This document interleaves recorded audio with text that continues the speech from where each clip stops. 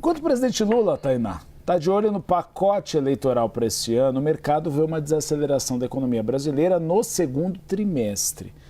Elis Barreto, que entende tudo de economia, entra ao vivo conosco, na frente do Ministério da Fazenda. Elis, a economia podia estar melhor, mas o mercado prevê que vai desacelerar. O que causa essa desaceleração?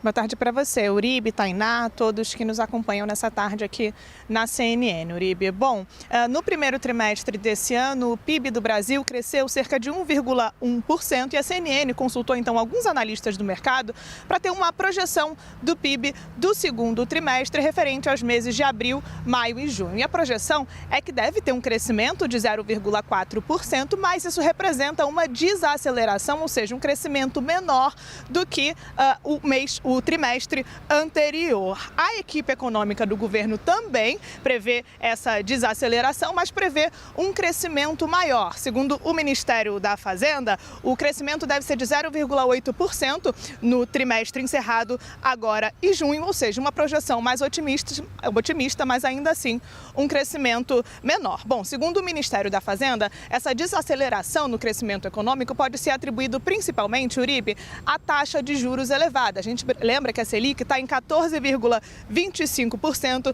Isso deve ter um impacto negativo, principalmente no PIB da indústria e do agronegócio. Segundo os dados mais recentes do Ministério da Fazenda, o PIB da indústria, por exemplo, deve sair de 1,2% no primeiro trimestre para 0,8% no segundo trimestre. Além disso, segundo os analistas de mercado consultados pela CNN, alguns outros motivos devem impactar essa redução no crescimento econômico, como, por exemplo, o El Niño, que é um fenômeno natural que causa mudanças de temperatura e acaba impactando, por exemplo, o agronegócio brasileiro, impacta as culturas do agronegócio, que impacta diretamente na produção desse setor. Bom, além disso, a gente lembra, como você falou, que o presidente Lula está focado ali no pacote eleitoral. Só nesse ano, o governo já liberou cerca de 250 bilhões de reais em medidas de crédito, em medidas de injeção de dinheiro, de recursos públicos na economia, mas, segundo os analistas do mercado, mesmo essa injeção de recursos não vai ser suficiente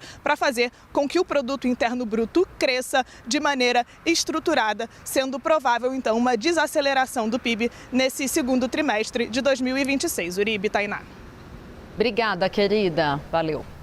Vamos seguir olhando para a economia, Uribe. O mercado voltou a cortar a projeção da inflação pela quarta vez no Boletim Focus, divulgado hoje pelo Banco Central. Vamos dar uma olhada? Os economistas estão prevendo alta do IPCA de 5,12% neste ano. Para o ano que vem, os especialistas aumentaram a projeção para 4,22%. A expectativa dos juros continua a mesma, 14% no final de 26 e 12% em 27. O Boletim Focus também mostra que houve uma pequena alteração no crescimento da economia. Os especialistas mantiveram a projeção do PIB neste ano em 1,99%. A média que diminuíram a expectativa para a economia, no ano que vem. No câmbio, o dólar deve fechar esse ano em R$ 5,20 e em R$ 5,29 no ano que vem. Pioraram quase todos os dados, né? Com exceção da Selic. Mas aumento da inflação, diminuição do PIB e também aumento do dólar. Vamos falar com o Renan Fiuza, porque a Agência Nacional de Energia Elétrica deve decidir o futuro do fim do contrato de concessão da Enel em São Paulo antes do processo eleitoral. Renan Fiuza, decisão importante, não tem quem elogie a Enel. A população de São Paulo não elogia, o Ricardo Nunes não elogia, o Tarcísio de Freitas não elogia, nem o presidente Lula elogia. Pois é, um cenário delicado. Tudo bem? Boa tarde para vocês, para todo mundo que está começando a semana aqui na CNN. A Agência Nacional de Energia Elétrica, a ANEEL, deve então decidir até o dia 11 de agosto, essa é a previsão, os próximos passos desse processo que pode levar à perda da concessão da Enel aqui em São Paulo. A diretoria da agência vai analisar um pedido de reconsideração que foi apresentado pela distribuidora contra a decisão que abriu formalmente o processo de caducidade do contrato. O relator do caso é o diretor Fernando Mosna. Ele disse, inclusive, à CNN Brasil que pretende levar o recurso à sua última reunião como integrante da diretoria da ANEEL, que é a agência reguladora. Na prática, como é que vai funcionar? Explico para vocês.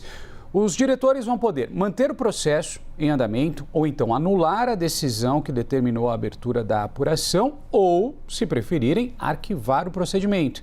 É importante a gente destacar que se o processo for mantido, a Enel não perde de forma automática a concessão. A decisão apenas permite a continuidade dessa investigação administrativa que vai poder, um pouquinho mais à frente, adiante, resultar em uma recomendação pela extinção do contrato. A Enel tem questionado a decisão da ANEEL. A empresa alega, entre outros pontos, que houve mudanças nos critérios de fiscalização, inconsistências na metodologia usada pela agência e também a ausência de metas formalmente combinadas para a recomposição do serviço depois de eventos climáticos. A distribuidora também diz que a ANEEL deu peso excessivo ao temporal de dezembro do ano passado, quando mais de 4.200.000 clientes foram afetados. Aliás, muita gente ficou sem luz e a gente trouxe aqui na CNN, foi um caos total.